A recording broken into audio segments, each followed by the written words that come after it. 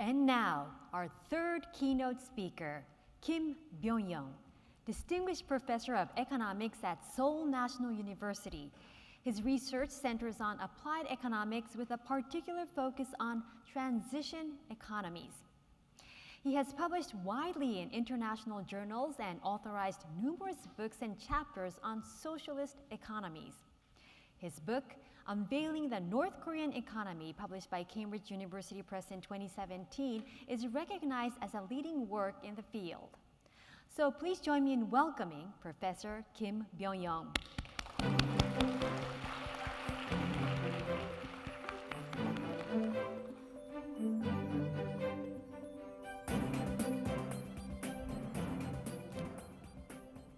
I live in capitalism, but I studied social economies and transition to market economy.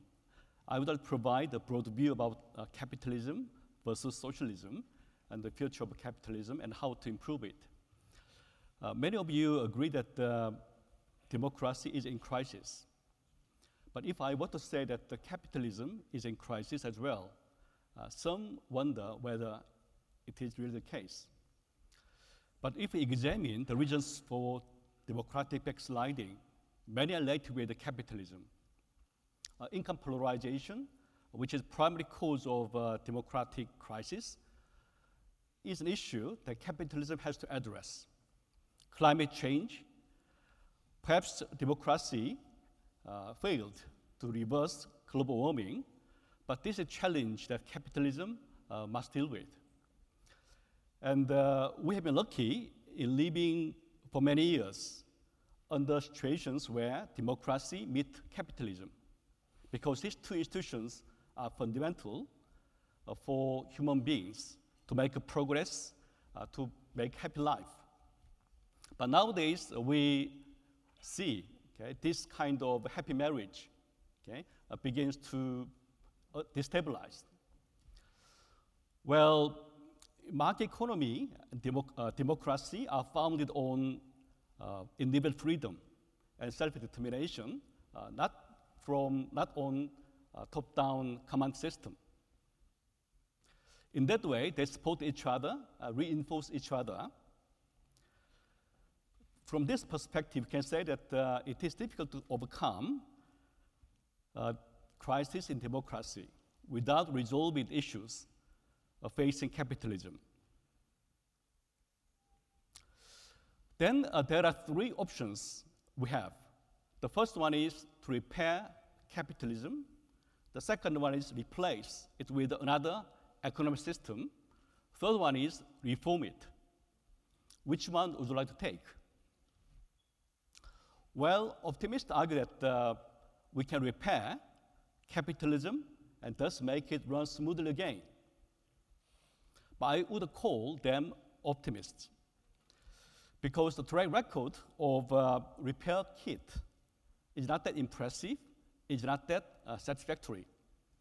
For example, economists argue that the markets can resolve many issues, perhaps all issues. But we know that that failed to reverse global warming. Even carbon emission markets, for example, have played some role, but not entirely satisfied our target.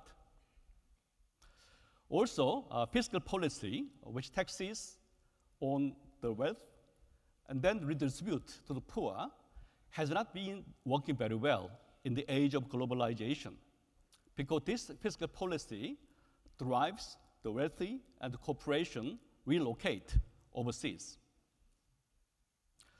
Therefore, some argues now is time to replace capitalism entirely with another economic system, which is socialism, but this time through AI.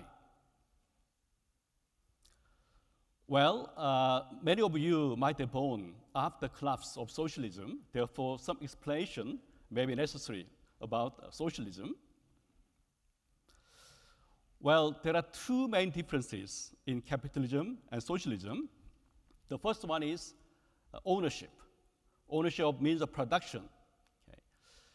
Capitalism allows individuals and private entities to own means of production, However, in socialism, the state or the public owns these properties. That is number one difference. The second one is about coordination mechanism.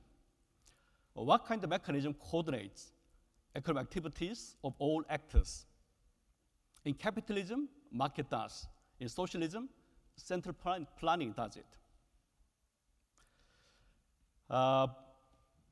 In central planning, for example, central planners dictate enterprises what good they need to produce, how to produce, in what quantities they supply to other enterprises.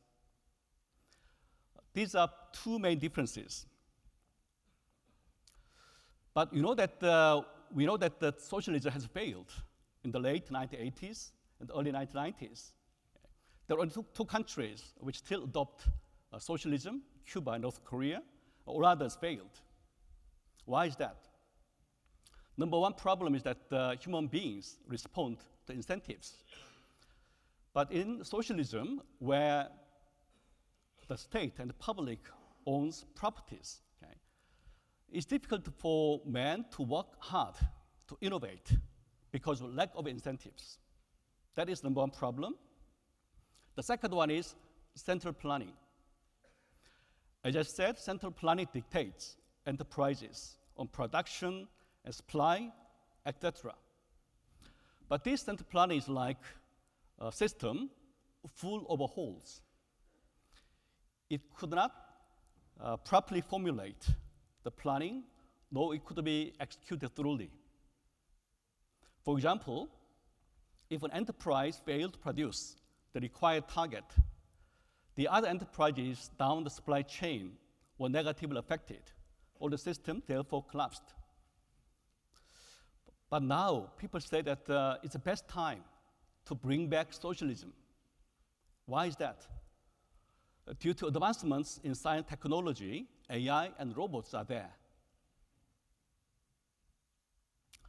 First of all, well, robots and humanoids do not have to respond to incentives. They are robots, not human beings. The second one is AI technology can monitor production and distribution on a real-time basis. If there is chaos, then AI central planner dictates enterprise to increase production. If there is surplus, reduction in production through AI mechanism. Therefore, replacement of capitalism with AI socialism is possible. Even more, it can deal with all the problems we face capitalism nowadays. The first one is, well, income inequality.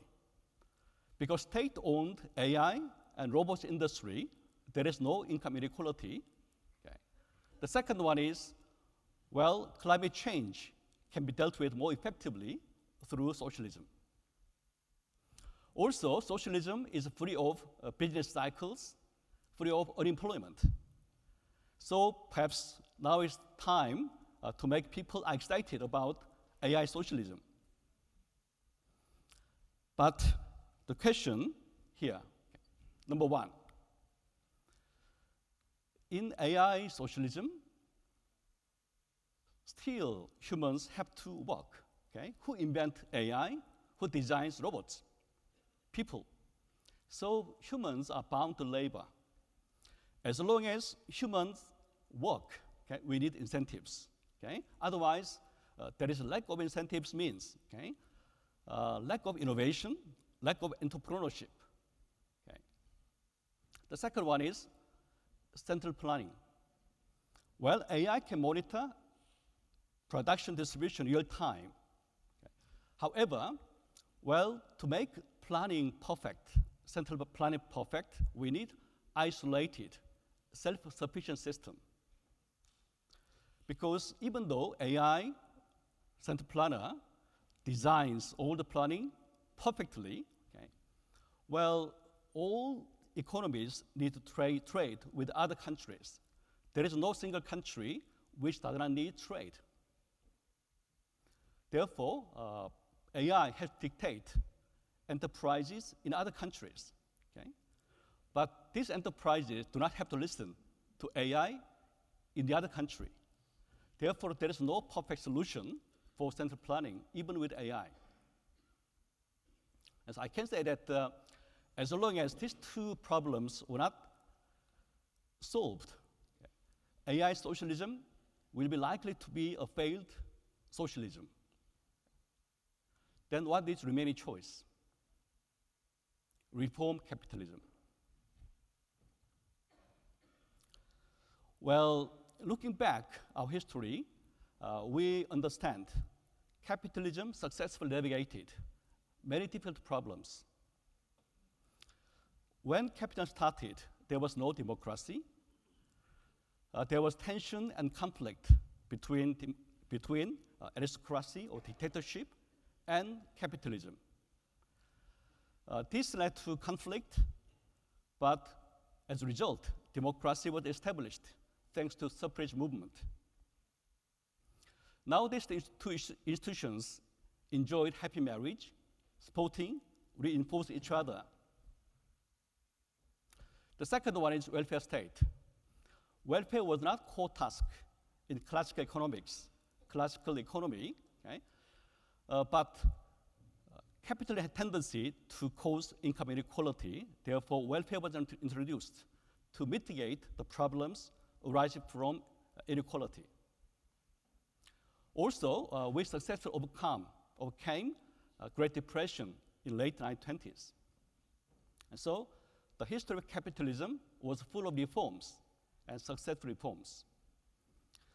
Well, somebody can argue that the tasks we have here, income polarization and climate change, are too big.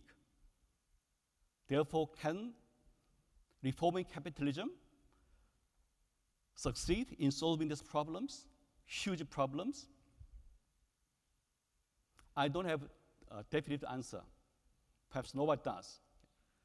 But what I can say is our bottom line is repair or replace, okay, is not viable options. Then how to reform capitalism? Well, once again, I would like to turn my attention to Adam Smith, who is the most outstanding interpreter of capitalism. Well, Adam Smith, I think, is the most misunderstood scholar. Some people say that his argument is as follows: let people pursue their self-interest freely, then everything included, including prosperity, will be resulted. Okay? That is, I think, a gross simplification of his argument, even a distortion of his argument. He was a reformer. Under mercantile system of his time, vested interests of aristocrats, okay, would monopolize trade. They argue that the best economy can be achieved by minimizing imports and by maximizing exports to secure more gold. That is best economy. So they argued that the aristocrats, okay, vested interest guys, had to have these rights, trade rights, monopolize trade rights. But Adam Smith unveiled, well, a country's wealth does not lie, okay, in the gold it possesses, but in productive power. Okay? This power production is best achieved by liberalizing, okay, the pursuit of self-interest of individuals. But at the same time, he emphasizes the importance of sympathy. In his book, Theory of Moral Sentiments, he starts this book with this kind of writing. Okay? However, human beings are believed to be selfish. Human beings have internal interest to please the others. He called this sympathy. What is meant by sympathy is to observe and monitor self-action, his own action, from others' perspective. That means self-interest should not be excessive, okay? Not to gain approval from the others. Well, Adam Smith believed this kind of sentiments, okay, is human beings' internal force, basically. Everybody has it.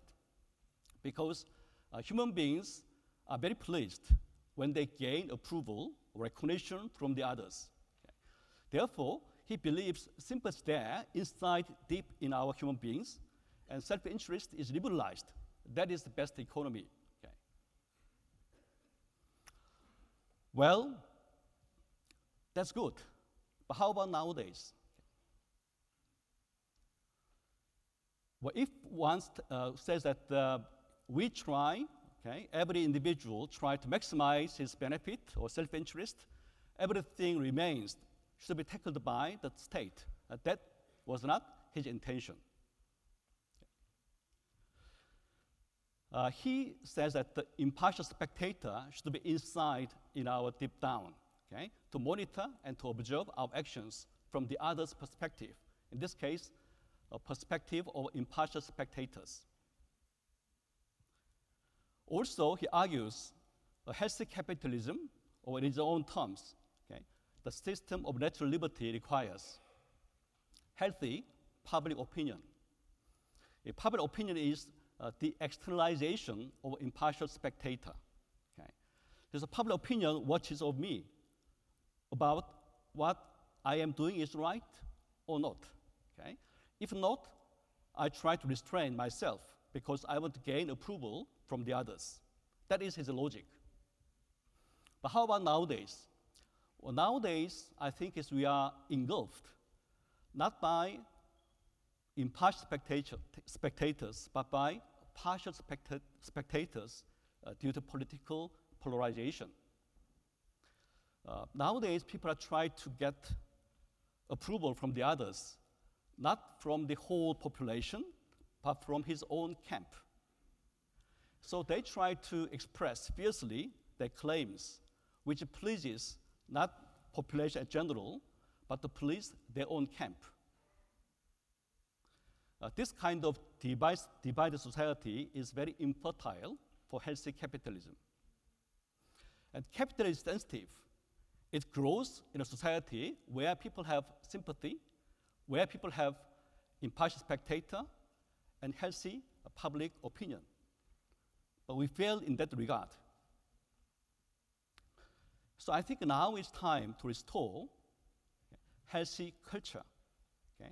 That includes impartial spectator at the society level. Individuals, corporations, also public sectors have to work. Not just to seek profit maximization.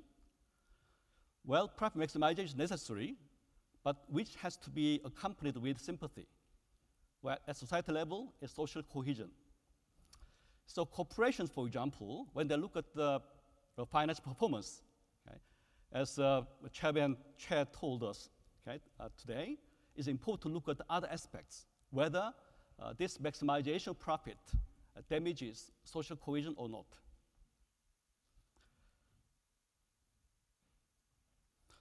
Well, if somebody says that nowadays Western capitalism has a lot of instability, while say East Asian capitalism, okay, would be stable.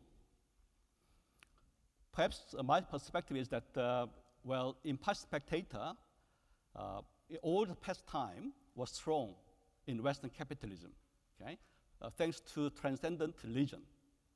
But now this power has been dwindled over time. Therefore, impartial spectator at individual level has weakened. But East Asia, there is culture of public opinion, or in culture of looking at others, okay, others' opinion, and take the opinion, and then try to adjust, okay, my activities, okay, my action from that perspective is well regarded in Asia. East Asia, for example, Korea and Japan, the culture of shame is there.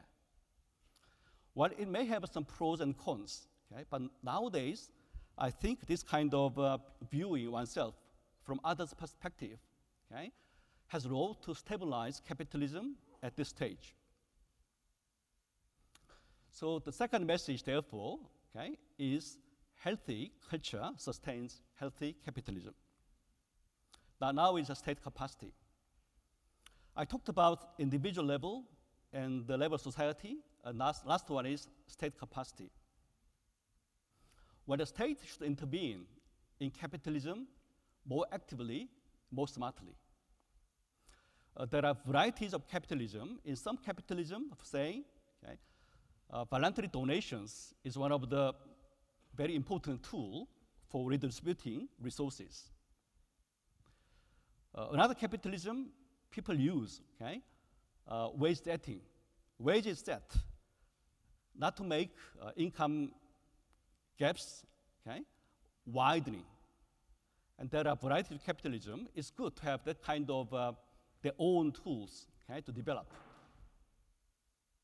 But in the past, fiscal policy redistribution was only tool for the government to work.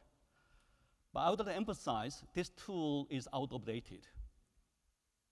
What tool we have to take? More active involvement in the labor markets and education. Well, I think it's the poor needs education, okay, to improve their human capital. But nowadays, because of high tuition fee and a lot of obstacles there, so how to improve the access to education of poor income families is very important. And also, we have to tackle the problems of mismatch. Mismatch between industries and human capital raised in schools. Therefore, require continuous improvement, okay, in higher education and the flexibility labor markets. How about climate change? Well, I think that the younger future generations should have more say in these issues. How about, okay, not one person, one vote. Perhaps young people have more votes, okay, than old people like me, okay, in deciding air pollution problems, global warming, etc. Okay. This kind of experiments may be necessary, or in well-defined areas, okay, AI may be a good tool, okay, to reduce climate change. For example, smart city is one example. We have to do a lot of small experiments, okay? We have to build up on these small experiments, okay, to build a stronger and more healthy market economy. To make healthy capitalism, reform is necessary. This reform requires moving away from the era where the state was responsible for solving all problems. Instead, all actors, including individuals, including corporations and the state, okay, must each, in their own part, to build, to have the will and the ability a healthy capitalism. That is our task. Thank you so much.